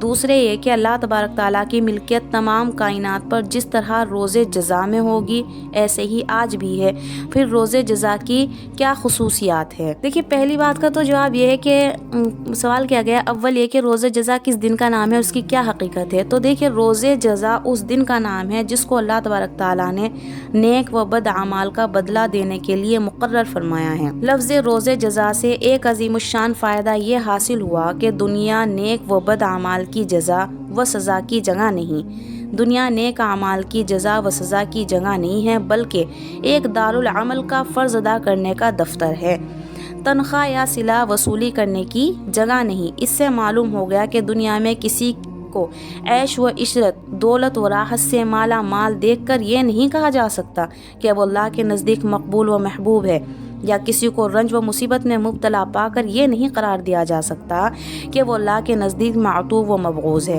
جس طرح دنیا کے دفتروں اور کارخانوں میں کسی کو اپنا فرض ادا کرنے میں مصروف محنت دیکھا جائے تو کوئی عقل مند اس کو مصیبت زدہ نہیں کہتا، اور نہ وہ خود اپنی مشقت کے باوجود اپنے آپ کو گرفتاری میں یا مصیبت میں سمجھتا ہے، بلکہ وہ اس محنت و مشقت کو اپنی سب سے بڑی کامیابی تصور کرتا ہے، اور کوئی مہربان اس کو اس مشقت سے سب کوش کرنا چاہے یعنی ہٹانا چاہے تو وہ اس کو اپنا بدترین دشمن خیال کرتا ہے، کیونکہ وہ اس تیس روز محنت کے پس پردہ اور اس کی راحت کو دیکھ رہا ہے جو اس کو تنخواہ کی شکل میں ملنے والی ہے۔ یہی وجہ ہے کہ اس دنیا میں انبیاء علیہ السلام اور ان کے بعد اولیاء اللہ سب سے زیادہ مصیبت اور بلا میں مبتلا ہوئے، اور وہ اپنی اسی حالت پر نہایت ہی مطمئن اور بسا اوقات مسرور نظر آتے تھے۔ البتہ دنیا کے عیش و عشرت حق و صداقت کی اور رنج و مصیبت میں بدعملی کی یقینی علامت نہیں ہے۔ ہاں کبھی کبھی کسی کے عمل کی جزا یا سزا کا ہلکا سا نمونہ دنیا میں بھی ظاہر کر دیا جاتا ہے، اور اس کا پورا بدلہ نہیں ہوتا، محض متنبہ کرنے کے لیے ایک نمونہ ہوتا ہے۔ اس کے متعلق قرآن میں اللہ تبارک تعالیٰ فرماتے ہیں وَلَنُذِيقَنَّهُم مِّنَ الْعَذَابِ الْأَدْنَىٰ دُونَ الْعَذَابِ الْأَكْبَرِ لَعَلَّهُمْ يَرْجِعُونَ، یعنی ہم لوگوں کو آخرت کے بڑے عذاب سے پہلے بعض اوقات دنیا میں ایک عذاب قریب کا مزہ چکھا دیتے ہیں تاکہ وہ باز آ جائیں۔ دوسری جگہ بھی اللہ تبارک تعالیٰ نے ارشاد فرمایا كَذَلِكَ الْعَذَابُ وَالْعَذَابُ الْآخِرَةِ الْأَكْبَرُ لَوْ كَانُوا يَعْلَمُونَ، ایسا ہوتا ہے عذاب اور آخرت کا عذاب بہت بڑا ہے اگر وہ سمجھیں۔ الغرض دنیا کی راحت و مصیبت بعض اوقات تو امتحان اور آزمائش ہوتی ہے، اور کبھی عذاب بھی ہوتی ہے، مگر وہ عمل کا پورا بدلہ نہیں ہوتا بلکہ ایک نمونہ ہوتا ہے، کیونکہ یہ سب کچھ چند روز اور محض عارضی ہے۔ مدار و معیار و راحت و کلفت ہے جو ہمیشہ قائم رہنے والی ہے، اور جو اس عالم سے گزرنے کے بعد عالم آخرت میں آنے والی ہے۔ اسی کا نام روز جزا ہے۔ اور جب یہ معلوم ہو گیا کہ نیک و بد عمل کا بدلہ یا پورا بدلہ اس دنیا میں نہیں ملتا، اور عدل و انصاف اور عقل کا تقاضا ہے کہ نیک و بد، اچھا اور برا برابر نہ رہے، بلکہ ہر عمل کی جزا یا سزا ملنا چاہیے، اس لیے ضروری ہے کہ اس عالم کے بعد کوئی دوسرا عالم ہو۔ ہمیں یاد رکھنا ہے، اس لیے ضروری ہے کہ اس عالم کے بعد کوئی دوسرا عالم ہو جس میں ہر چھوٹے بڑے اور اچھے برے عمل کا حساب ہو اور اس کی جزا یا سزا انصاف کے مطابق ملے۔ اسی کو قرآن کی اصطلاح میں روز جزا یا قیامت یا آخرت کہا جاتا ہے۔ قرآن نے خود اس مضمون کو سورہ مومن میں وضاحت سے بیان فرمایا ہے۔ دیکھیے یہاں پر یہ بات جاننی ضروری ہے کہ مالک کون ہے۔ مالک یوم الدین ہے نا، تو روز جزا کی تفسیر ہو گئی ہے مالک کون ہے، مالک یوم الدین یعنی مالک کون ہے۔ میں دوسرے قابل غور بات یہ ہے کہ ہر اہل عقل کے نزدیک یہ بات ظاہر ہے کہ حقیقی مالک تمام کائنات کے ذرے ذرے کی وہی ذات پاک ہے جس نے ان کو پیدا کیا۔ حقیقی مالک تمام کائنات کے ذرے ذرے کی وہی ذات ہے جس نے ان کو پیدا کیا، بڑھایا، تربیت کی اور جس کی ملکیت ہر چیز پر مکمل ہے، ظاہر پر بھی، باطن پر بھی، زندہ پر بھی، مردہ پر بھی، اور جس کی ملکیت کی نہ کوئی ابتدا ہے نہ انتہا، بخلاف انسان کی ملکیت کے کہ وہ ابتدا اور انتہا کے دائرے میں محدود ہے، یعنی اس کی ابتدا بھی ہو اور انتہا بھی ہے، پہلے نہیں تھی اور پھر نہ ہوگی۔ نیز اس کی ملکیت تصرف اشیاء کے ظاہر پر ہے، باطن پر نہیں، زندہ پر ہے، مردے پر نہیں۔ اس لیے ہر اہل بصیرت کے نزدیک صرف روز جزا کی نہیں بلکہ دنیا میں بھی تمام کائنات کی حقیقی ملکیت صرف اللہ تبارک تعالیٰ ہی ہے۔ دیکھیے مکی اور مدنی آیات یعنی جو صورتیں یا جو آیات نبی اکرم صلی اللہ علیہ وسلم پر ہجرت سے قبل نازل ہوئیں، ہجرت سے پہلے نازل ہوئیں، وہ مکی آیات ہیں، اور جو ہجرت کے بعد نازل ہوئیں وہ مدنی آیات ہیں۔ اب یہ سورۃ الفاتحہ یہ مکی سورت ہے جس میں 7 آیتیں ہیں۔ سورۃ الفاتحہ یہ مکی سورت ہے جس میں 7 آیتیں ہیں۔ پہلے ہم سورہ فاتحہ کے فضائل کو جانیں گے اور اس کی خصوصیات کو۔ دیکھیے سورہ فاتحہ کو قرآن کریم میں بہت سی خصوصیات حاصل ہیں۔ اول یہ کہ قرآن اسی سے شروع ہوتا ہے، نماز اسی سے شروع ہوتی ہے، اور نزول کے اعتبار سے بھی سب سے پہلی سورت جو مکمل طور پر نازل ہوئی یہی سورت ہے۔ سورہ اقرا، سورہ مزمل اور سورہ مدثر کی چند آیتیں ضرور اس سے پہلے نازل ہو چکی تھی، مگر مکمل سورت سب سے پہلے فاتحہ ہی نازل ہوئی ہے۔ جن حضرات صحابہ سے سورہ فاتحہ کا اول مع نزول یعنی نزول میں سب سے پہلی سورت ہونا منقول ہے، ان کا مطلب غالباً یہی ہے کہ پوری سورت اس سے پہلے اور کوئی نازل نہیں ہوئی، شاید اسی وجہ سے اس سورت کا نام بھی فاتحۃ الکتاب رکھا گیا ہے۔ اچھا جی، دوسری خصوصیات یہ ہیں کہ یہ سورت ایک حیثیت سے پورے قرآن کا متن ہے اور سارا قرآن اس کی شرح ہے، خواہ اس وجہ سے کہ پورے قرآن کے مقاصد ایمان اور عمل صالحہ میں دائر ہیں، اور ان دونوں چیزوں کی بنیادی اصول اس سورت میں بیان کر دیے گئے ہیں۔ اس کا تفصیلی بیان ہے، اسی وجہ سے سورہ فاتحہ کے نام کئی ہیں، جیسے کہ ام القرآن، ام الکتاب اور قرآن عظیم، اور بھی بہت نام جو حدیث سے صحیحہ میں ثابت ہیں، یا اس وجہ سے کہ اس سورت میں اس شخص کے لیے جو قرآن کی تلاوت یا مطالعہ شروع کرے ایک خاص ہدایت دی گئی ہے کہ وہ اس کتاب کو اپنے تمام پچھلے خیالات اور نظریات سے خالی ذہن ہو کر خاص طلب حق اور راہ راست کی جستجو کے لیے پڑھے اور دیکھے کہ اللہ تبارک تعالیٰ سے یہ دعا بھی کرے کہ صراط مستقیم کی ہدایت عطا ہو، اور شروع صورت میں اس ذات کی حمد و ثنا کا بیان ہے جس کی بارگاہ میں یہ درخواست ہدایت پیش کرتا ہے، اور اسی درخواست کا جواب پورا قرآن ہے جو الف لام میم ذالک الکتاب سے شروع ہوتا ہے۔ گویا انسان نے جو اللہ تبارک تعالیٰ سے راہ راست طلب کی تھی، اس کے جواب میں ذالک الکتاب فرما کر اشارہ کر دیا گیا کہ جو تم مانگتے ہو وہ اس کتاب میں موجود ہے۔ رسول اکرم صلی اللہ علیہ وسلم نے فرمایا، قسم ہے اس ذات کی جس کے قبضے میں میری جان ہے کہ سورۃ فاتحہ کی نظیر نہ تو توریت میں نازل ہوئی ہے اور نہ ہی انجیل میں اور نہ ہی زبور میں اور نہ خود قرآن کریم میں کوئی دوسری سورت اس کے مثل ہے۔ سورۃ فاتحہ ایک نام حدیث میں سورہ شفا بھی آیا ہے۔ کیا کہنا ہے؟ سورہ فاتحہ کا ایک نام حدیث میں سورہ شفا بھی آیا ہے۔ حضرت محمد مصطفیٰ صلی اللہ علیہ وسلم نے فرمایا کہ سورہ فاتحہ ہر بیماری کی شفا ہے یا ہر بیماری سے شفا ہے۔ بسم اللہ الرحمن الرحیم، شروع کرتا ہوں اللہ کے نام سے جو بڑا مہربان نہایت رحم والا ہے۔ بسم اللہ یعنی قرآن کی ایک آیت ہے یا نہیں، اس پر تمام اہل اسلام کا اتفاق ہے کہ بسم اللہ الرحمن الرحیم قرآن میں سورہ نمل کا جز ہے، اور اس پر بھی اتفاق ہے کہ سوائے سورہ توبہ کے ہر سورت کے شروع میں بسم اللہ الرحمن الرحیم لکھی جاتی ہے۔ اس میں ائمہ مجتہدین کا اختلاف ہے کہ بسم اللہ سورہ فاتحہ کا یا تمام صورتوں کا جز ہے یا نہیں۔ اب امام اعظم ابو حنیفہ کا مسلک یہ ہے کہ بسم اللہ الرحمن الرحیم بجز سورہ نمل کے اور کسی صورت کا جز نہیں ہے، ایک مستقل آیات ہے یہ، جو ہر صورت کے شروع میں 2 صورتوں کے درمیان فصل اور امتیاز ظاہر کرنے کے لیے نازل ہوئی ہے۔ تلاوت قرآن اور ہر مبہم کام کو بسم اللہ سے شروع کرنے کا حکم دیا گیا ہے۔ تلاوت قرآن اور ہر مبہم کام کو کرنے کے لیے بسم اللہ سے شروع کرنے کا کیا دیا گیا ہے؟ حکم دیا گیا ہے۔ اہل جاہلیت کی عادت تھی کہ اپنے کاموں کو بتوں کے نام سے شروع کیا کرتے تھے۔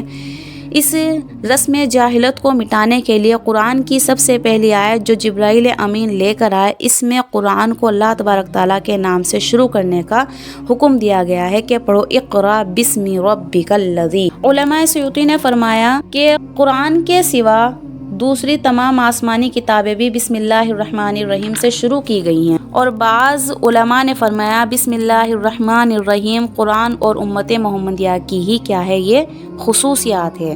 بسم اللہ الرحمن الرحیم قرآن اور امت محمدیہ کی خصوصیات میں سے ہے۔ دونوں قول کی تطبیق یہ ہے کہ اللہ کے نام سے شروع کرنا تو تمام آسمانی کتابوں میں مشترک ہے، مگر الفاظ بسم اللہ الرحمن الرحیم قرآن کی خصوصیات ہے، جیسا کہ بعض روایتوں میں ہے کہ حضرت محمد مصطفیٰ صلی اللہ علیہ وسلم بھی ابتدا میں ہر کام کو اللہ کے نام سے شروع کرنے کے لیے بسمک اللہم کہتے اور لکھتے۔ جب آیت بسم اللہ الرحمن الرحیم نازل ہوئی تو انہوں نے الفاظ کو اختیار فرما لیا اور ہمیشہ کے لیے یہ سنت جاری ہو گئی۔ قرآن کریم میں جا بجا اس کی ہدایت ہے کہ ہر کام کو اللہ کے نام سے شروع کیا جائے، اور رسول اکرم صلی اللہ علیہ وسلم نے فرمایا کہ ہر کام جو بسم اللہ سے شروع نہ کیا جائے وہ بے برکت رہتا ہے۔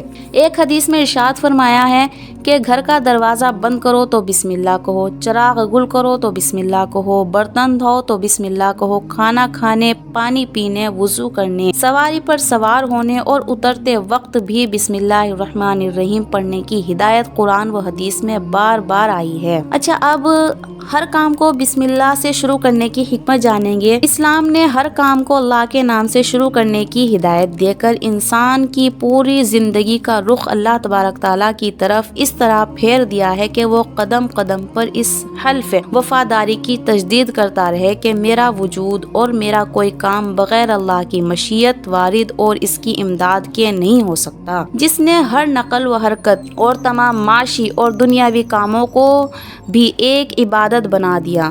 عمل کتنا مختصر ہے کہ نہ اس میں کوئی وقت خرچ ہوتا ہے نہ محنت، اور فائدہ کتنا کیمیادی اور بڑا ہے کہ دنیا بھی دین بن گئی۔ ایک کافر بھی کھاتا پیتا ہے اور ایک مسلمان، مگر مسلمان اپنے لقمے سے پہلے بسم اللہ کہہ کر یہ اقرار کرتا ہے کہ یہ لقمہ زمین سے پیدا ہونے سے لے کر پک کر تیار ہونے تک کے آسمان اور زمین اور ستاروں اور ہواؤں اور فضائی مخلوقات کی طاقتیں، پھر لاکھوں انسانوں کی محنت صرف ہو کر تیار ہوا ہے۔ اس کا حاصل کرنا میرے بس میں نہ تھا، اللہ ہی کی ذات ہے جس نے ان تمام مراحل سے گزار کر یہ لقمہ یا یہ گھونٹ مجھے عطا فرمایا۔ مومن در کافر دونوں سوتے جاگتے ہیں، چلتے پھرتے ہیں، مگر ہر مومن سونے سے پہلے اور بیدار ہونے کے وقت تک کے اللہ کا نام لے کر اللہ کے ساتھ اسی طرح اپنے رابطے کی تجدید کرتا ہے، جس سے یہ تمام دنیاوی اور معاشی ضرورتیں ذکر خدا بن کر عبادت میں لکھی جاتی ہیں۔ بسم اللہ کی تفسیر۔ بسم اللہ یہ لفظ 3 لفظوں سے مرکب ہے، ایک حرف با، دوسرے اسم اور تیسرے اللہ۔ حرف با عربی زبان میں بہت سے معنی کے لیے استعمال ہوتی ہے، جن میں سے 3 معنی مناسب مقام ہیں، ان میں سے ہر ایک معنی اس جگہ لے جا سکتے ہیں۔ اول مصاحبت یعنی کسی چیز کا کسی چیز سے متصل ہونا، کسی چیز کا کسی چیز سے متصل ہونا۔ دوسرے استعانت یعنی کسی چیز سے مدد حاصل کرنا۔ تیسرے تبرک، کسی چیز سے برکت کو حاصل کرنا۔ لفظ اللہ تبارک تعالیٰ کے ناموں میں سے سب سے بڑا اور سب سے زیادہ جامع نام ہے۔ اور بعض علماء نے اسی کو اسم عظیم کہا ہے، اور یہ نام اللہ کے سوا کسی دوسرے کا نہیں ہو سکتا، اس لیے اس لفظ کا تثنیہ اور جمع نہیں آتے، کیونکہ اللہ واحد ہے، اس کا کوئی شریک نہیں۔ خلاصہ یہ ہوا کہ اللہ نام ہے اس موجود حق کا جو تمام صفت کاملہ کا جامع اور صفات ربوت کے ساتھ متصف، یکتا اور بے مثال ہے۔ اس لیے کلمہ بسم اللہ الرحمن الرحیم کے معنی حرف با کے مذکورہ 3 معنی کی ترتیب سے یہ ہوتی ہے کہ اللہ کے نام کے ساتھ، اللہ کے نام کی مدد سے، اللہ کے نام کی برکت سے۔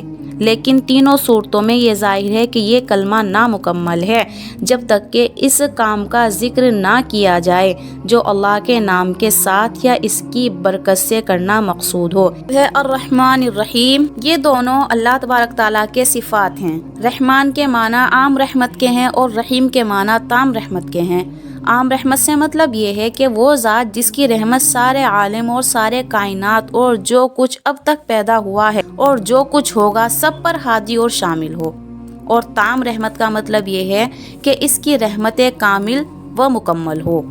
یہی وجہ ہے کہ لفظ رحمان اللہ جل شان کی ذات کے ساتھ مخصوص ہے، کسی مخلوق کو رحمان کہنا جائز نہیں، کیونکہ اللہ تبارک تعالیٰ کے سوا کوئی بھی ایسا نہیں ہو سکتا جس کی رحمت سے عالم کی کوئی چیز خالی نہ رہے۔ سب کے ساتھ رحمت کا معاملہ کرنا تصور کیسے ہو سکتا ہے؟ اس لیے جس طرح لفظ اللہ کا جمع اور تثنیہ نہیں آتا، لفظ رحمان کا بھی جمع اور تثنیہ نہیں آتا، کیونکہ وہ ایک ہی ذات پاک کے ساتھ مخصوص ہے، دوسرے اور تیسرے کا احتمال ہی نہیں۔ اور لفظ رحیم کے اس کے معنی میں کوئی ایسی چیز نہیں جس کا پایا جانا مخلوق میں ناممکن ہو، کیونکہ یہ ہو سکتا ہے کہ کوئی شخص کسی شخص پر پوری رحمت کا معاملہ کرے۔ اسی لیے لفظ رحیم انسان کے لیے بولا جا سکتا ہے۔ قرآن کریم میں رسول اکرم صلی اللہ علیہ وسلم کے لیے بھی یہ لفظ استعمال فرمایا ہے، بالمؤمنین رؤوف الرحیم۔ بسم اللہ کی حکمت، بسم اللہ میں اللہ تبارک تعالیٰ کے اسماء حسنی اور صفات کمال میں سے صرف 2 صفتیں ذکر کی گئی ہیں، اور وہ دونوں لفظ رحمت سے مشتق ہیں اور وسعت رحمت اور کمال رحمت پر دلالت کرنے والی ہیں۔ اس میں اشارہ اس بات کی طرف ہے کہ یہ تخلیق عالم، آسمان اور زمین اور تمام کائنات کے پیدا کرنے اور ان کو پالنے وغیرہ کا منشا اللہ تبارک تعالیٰ کی صفت رحمت ہے۔ نہ اس کو ان چیزوں کی خود کوئی ضرورت تھی، نہ کوئی دوسرا ان چیزوں کے پیدا کرنے پر اس کو مجبور کرنے والا تھا۔ صرف اسی کی رحمت کے تقاضے سے یہ ساری چیزیں اور ان کی پرورش کے سارے انتظامات وجود میں آئے۔ دیکھیے سورہ فاتحہ کی 3 آیتوں کا ترجمہ تفسیر ہم نے پڑھ لیا ہے، جن میں پہلی 2 آیتیں حمد و ثنا کی ضامن ہیں، ایمان کے بنیادی اصول اور اللہ تبارک تعالیٰ کے وجود اور اس کی توحید کا بیان بھی ایک معجزانہ انداز میں آ گیا۔ اس تیسری آیت کی تفسیر میں آپ نے اب معلوم کر لیا ہے کہ اس کے صرف 2 لفظوں میں حمد و ثنا کے ساتھ اسلام کے عظیم الشان انقلابی عقیدہ یعنی قیامت و آخرت کا بیان بھی معدلیل کے آ گیا ہے۔ اب چوتھی آیت کا بیان ہے کہ ہے ایاک نعبد و ایاک نستعین۔ اس آیت میں ایک پہلو حمد و ثنا کا اور دوسرا دعا اور درخواست کا ہے۔ دیکھیے ایاک نعبد و ایاک نستعین، ہم تیری ہی عبادت کرتے ہیں اور تجھی سے مدد مانگتے ہیں۔ یہ نعبد عبادت سے مشتق ہے، جس کے معنی ہے کسی کی انتہائی تعظیم و محبت کی وجہ سے اس کے سامنے اپنی انتہائی عاجزی اور فرما برداری کا اظہار۔ نستعین استعانت سے مشتق ہے، جس کے معنی ہے کسی سے مدد مانگنا۔ اب آیت کا ترجمہ یہ ہوگا کہ ہم تیری ہی عبادت کرتے ہیں اور صرف تجھ ہی سے مدد مانگتے ہیں۔ دیکھیں انسان پر 3 حالات گزرتے ہیں، ماضی، حال، مستقبل۔ پچھلی تینوں آیتوں میں سے الحمدللہ رب العالمین اور الرحمن الرحیم میں انسان کو اس بات پر متنبہ کر دیا گیا ہے کہ وہ اپنے ماضی اور حال میں صرف اللہ تبارک تعالیٰ ہی کا محتاج ہے، کہ اس کو ماضی میں نابود سے اللہ نے بود کیا اور اس کو تمام کائنات سے زیادہ بہترین شکل و صورت اور عقل و بصیرت عطا فرمائی، اور حال میں بھی اس کی پرورش اور تربیت کا سلسلہ جاری ہے، اور مالک یوم الدین میں یہ بتا دیا کہ مستقبل میں بھی وہ خدا ہی کا محتاج ہے، کہ روز جزا میں اس کے سوا کسی کا کوئی مددگار نہیں ہو سکتا۔ اور جب ان تینوں آیتوں نے یہ واضح کر دیا کہ انسان اپنی زندگی کی تینوں دور میں خدا ہی کا محتاج ہے، تو اس کا طبیعی اور عقلی تقاضا یہ ہوا کہ عبادت بھی صرف اور صرف اسی کی جائے، کیونکہ عبادت جو انتہائی تعظیم و محبت کے ساتھ اپنی انتہائی عاجزی اور تذلیل کا نام ہے، وہ کسی دوسری ہستی کے لائق نہیں ہے۔ اس کا نتیجہ لازمی یہ ہے کہ ایک عاقل انسان پکار اٹھے کہ ہم تیرے سوا کسی کی عبادت نہیں کرتے۔ اسی مقتضائے طبیعی کو ایاک نعبد میں ظاہر فرمایا گیا ہے، اور جب یہ معلوم ہو گیا کہ حاجات روا صرف ایک ہی ذات اللہ تبارک تعالیٰ کی ہے، تو اقتضائے عقلی و طبیعی یہ ہے کہ اپنے کاموں میں مدد بھی صرف اور صرف اسی سے مانگنی چاہیے۔ اسی اقتضائے عقلی و طبیعی کو وَإِيَّاكَ نَسْتَعِينُ میں ذکر فرمایا گیا ہے۔ غرض اس چوتھی آیت میں ایک حیثیت سے اللہ تبارک تعالیٰ کی حمد و ثنا ہے، عبادات و عنایات کے لائق صرف وہی ہے، اور دوسری حیثیت سے انسان کی دعا و درخواست ہے کہ ہماری مدد فرمائیے، اور تیسری حیثیت اور بھی ہے کہ اس میں انسان کو اس کی تعلیم دی گئی ہے کہ اللہ تبارک تعالیٰ کے سوا کسی کی عبادت نہ کرے، حقیقی طور پر اللہ کے سوا کسی کو حاجت روا نہ سمجھے، اور کسی کے سامنے دست سوال دراز نہ کرے۔ اس آیت میں یہ بات بھی قابل غور ہے کہ ارشاد ہوا ہے کہ ہم تجھی سے مدد مانگتے ہیں، کسی کام میں مدد مانگنے میں اس کا ذکر نہیں۔ جمہور مفسرین نے لکھا ہے کہ اس کا ذکر نہ کرنے میں عموم کی طرف اشارہ ہے کہ ہم اپنی بندگی اور اور ہر دینی و دنیاوی کام اور ہر مقصد میں صرف آپ ہی کی مدد چاہتے ہیں۔ پھر عبادات صرف نماز روزے کا نام نہیں ہے۔ امام غزالی نے اپنی کتاب 40 میں عبادت کی 10 قسمیں لکھی ہیں۔ اس لیے عبادت میں اللہ تبارک تعالیٰ کے ساتھ کسی کو شریک نہ کرنے کے معنی یہ ہوں گے کہ نہ کسی کی محبت اللہ تبارک تعالیٰ کے برابر ہو، نہ کسی کا خوف اس کے برابر ہو، نہ کسی سے امید اس کی طرف ہو، نہ کسی پر بھروسہ اللہ کے مثل ہو، نہ کسی کی اطاعت و خدمت اور کام کو اتنا ضروری سمجھے جتنا اللہ تبارک تعالیٰ کی عبادت کو، اور نہ ہی اللہ تبارک تعالیٰ کی طرف کسی دوسرے کے سامنے کسی دوسرے کے سامنے اپنی مکمل عاجزی اور تذلیل کا اظہار کرے، نہ وہ افعال کسی دوسرے کے لیے کرے جو انتہائی تذلیل کی علامت ہے، جیسے کہ رکوع و سجدہ۔ آخری 3 آیتوں میں جن میں انسان کی دعا و درخواست کا مضمون ہے، ایک خاص دعا کی تلقین یہ ہے کہ اہدنا الصراط المستقیم صراط الذین انعمت علیہم غیر المغضوب علیہم ولا الضالین۔ دیکھیے ترجمہ، یہ بتلا دیجئے، یعنی ہم کو بتلا دیجئے راستہ سیدھا۔ دیکھیے اہدنا الصراط المستقیم، ہم کو بتلا دیجئے راستہ سیدھا، صراط الذین انعمت علیہم، ان لوگوں کا راستہ جن پر آپ نے انعام نازل فرمایا، غیر المغضوب علیہم ولا الضالین، نہ کہ ان لوگوں کا راستہ جن پر آپ کا غصہ اترا، ولا الضالین، اور نہ ہی ان لوگوں کا راستہ جو گمراہ ہوئے یا گم ہو گئے۔ دیکھیے ہدایت کے معنی کیا ہیں؟ کسی شخص کو منزل مقصود کی طرف مہربانی کے ساتھ رہنمائی کرنا ہے۔ ہدایت کے اصل معنی ہے کہ کسی شخص کو منزل مقصود کی طرف مہربانی کے ساتھ رہنمائی کرنا اور ہدایت کرنا۔ حقیقی معنی میں صرف اللہ تبارک تعالیٰ ہی کا فعل ہے، جس کے مختلف درجات ہیں۔ ہدایت کے 3 درجات بتائے گئے ہیں۔ ایک درجہ ہدایت کا عام ہے۔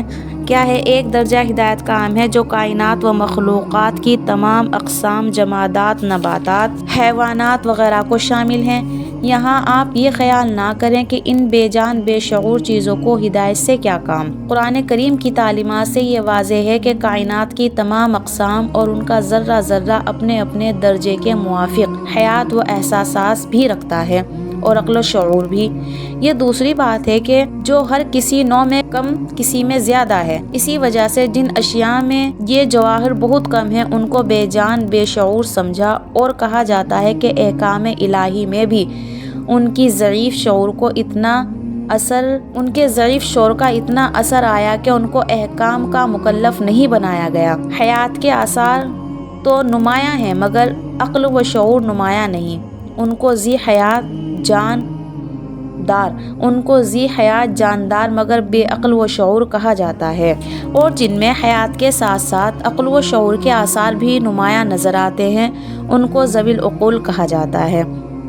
اور اسی اختلاف و درجات اور عقل و شعور کی کمی پیشی کی وجہ سے تمام کائنات میں احکام شرعیہ کا مکلف صرف انسان اور جنات کو قرار دیا گیا ہے کہ ان میں عقل و شعور مکمل ہے، مگر اس کے یہ معنی نہیں ہے کہ دوسرے انواع و اقسام میں حیات و احساس یا عقل و شعور بالکل ہی نہیں، کیونکہ حق تعالیٰ کا ارشاد ہے، یعنی کوئی چیز ایسی نہیں جو تعریف کے ساتھ اس کی پاکی بیان نہ کرتی ہو، لیکن تم لوگ ان کی پاکی بیان کرنے کو سمجھتے نہیں ہو۔ الغرض ہدایت خداوندی کا یہ درجہ اولا تمام مخلوقات، جمادات، نباتات، حیوانات، انسان اور جنات کو شامل ہے۔ اسی ہدایت عامہ کا ذکر قرآن کریم کی آیت اعطیٰ کل شیء خلقہ ثم ہدیٰ میں فرمایا گیا ہے، یعنی اللہ تبارک تعالیٰ نے ہر چیز کو اس کی خلقت عطا فرمائی، پھر اس خلقت کے مناسب اس کو ہدایت دی۔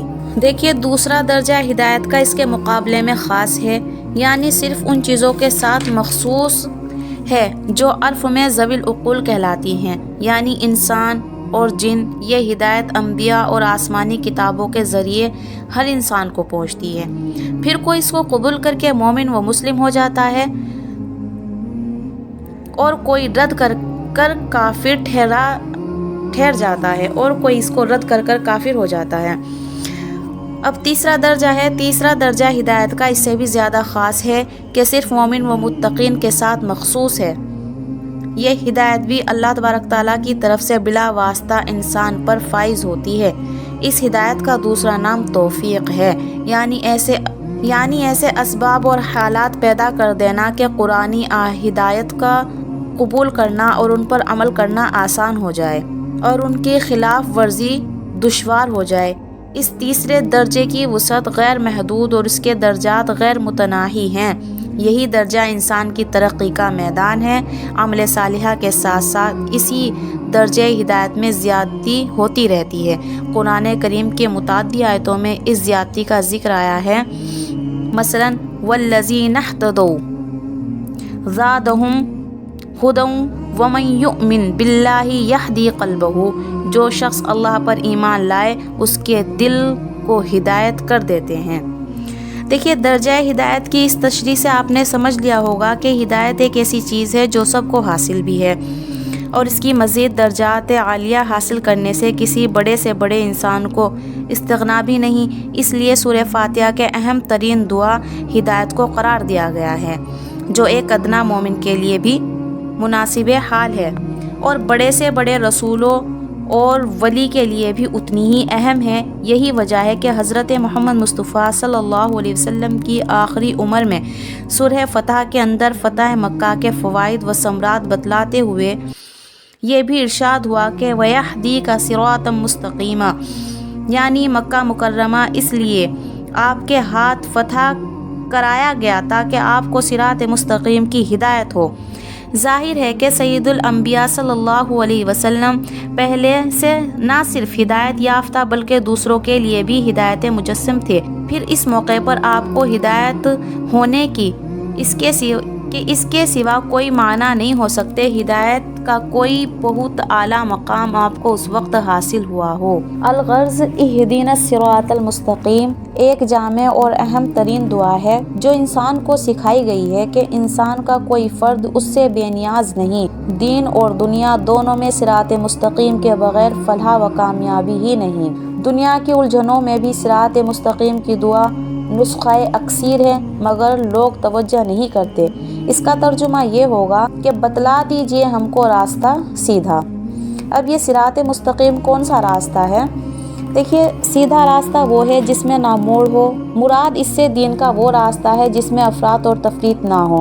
افراط کے معنی حد سے آگے بڑھنا ہے اور تفریط کے معنی کوتاہی کرنا۔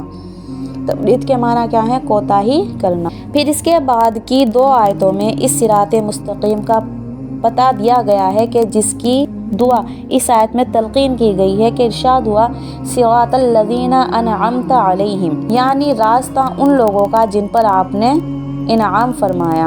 اور وہ لوگ جن پر اللہ تبارک تعالیٰ کا انعام ہوا ان کی تفضیل ایک دوسری آیت میں اس طرح آتی ہے، الذین انعم اللہ علیہم من نبیین والصدیقین والشہداء والصالحین، یعنی وہ لوگ جن پر اللہ تبارک تعالیٰ کا انعام ہوا، انبیاء اور صدیقین اور شہداء اور صالحین مقبولین، یعنی بارگاہ الہی کی یہ 4 درجات ہیں۔ کیا کہہ رہے ہیں کہ بارگاہ الہی کے یہ 4 درجات ہیں جن میں سب سے اعلیٰ انبیاء علیہ السلام کا درجہ ہے، اور صدیقین وہ لوگ ہیں جو انبیاء کی امت میں سب سے زیادہ رتبے کے ہوتے تھے، جن میں کمالات باطن بھی ہوتے تھے، عرف میں ان کو اولیاء کہا جاتا ہے، اور شہداء وہ ہیں جنہوں نے دین کی محبت میں اپنی جان تک کے دے دی، اور صالحہ وہ ہیں جو شریعت کے پورے متابع ہوں، واجبات میں بھی مستحبات میں بھی، جن کو عرف میں نیک اور دیندار کہا جاتا ہے۔ غیر المغضوب علیہم ولا الضالین، یعنی وہ راستہ ان لوگوں کا جن پر آپ کا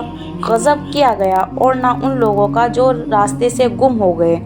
مغضوب علیہم سے وہ لوگ مراد ہیں جو دین کے احکام کو جاننے پہچاننے کے باوجود شرارت یا نفسانی اعراض کی وجہ سے ان کی خلاف ورزی کرتے ہیں، یا پھر یہ کہ دوسرے لفظوں میں احکام الہی کی تکمیل میں کوتاہی یعنی تفریط کرتے ہیں، جسے عام طور پر یہود کا حال تھا کہ دنیا کی ذلیل مفاد کی خاطر دین کو قربان کرتے اور انبیاء کی توہین کرتے تھے۔ اور ضالین سے مراد وہ لوگ ہیں جو ناواقفیت اور جہالت کے سبب دین کے معاملے میں غلط راستے پر پڑ گئے اور دین کی مقررہ حد سے نکل کر افراط والغلوط میں مبتلا ہو گئے، جیسے عام طور پر نصارہ تھے کہ وہ نبی کی تعظیم میں اتنے بڑے کہ انہی کو خدا بنا لیا، اور ایک طرف یہ ظلم کہ اللہ کے انبیاء کی بات نہ مانی، انہیں قتل تک کرنے سے گریز نہ کریں، اور دوسری طرف یہ زیادتی کہ ان کو خدا بنا لیں، ہی خدا بنا لیں۔ آیت کا حاصل مطلب یہ ہوا کہ ہمیں وہ راستہ نہیں چاہیے جو اعراضی نفسانی کے تابع بد عمل اور دین میں تفریط کرنے والوں کا ہے، اور نہ ہی وہ راستہ چاہیے جو جاہل گمراہ اور دین میں غلو کرنے والوں کا ہے، بلکہ ان کے درمیان کا سیدھا راستہ چاہیے جس میں نہ افراط ہے نہ تفریط، اور جو شہوات اور اعراضی نفسانی کے اتباع سے نیز شباہت اور عقائد فاسدہ سے پاک ہے۔ دیکھیے سورہ فاتحہ کی 7 آیتوں کی تفسیر ختم ہو گئی الحمدللہ۔ اس پوری سورت کا خلاصہ اور حاصل مطلب یہ دعا ہے کہ جس میں ہے، یا اللہ ہمیں صراط مستقیم کی ہدایت عطا فرما، اور چونکہ دنیا میں صراط مستقیم کا پہچاننا ہی سب سے بڑا علم اور بڑی کامیابی ہے، اور اسی کی پہچان میں غلطی ہونے سے اقوام عالم تباہ ہوتی ہے، اسی لیے قرآن نے صراط مستقیم کو پوری وضاحت کے ساتھ ایجابی اور سلبی دونوں پہلوں سے واضح فرما دیا۔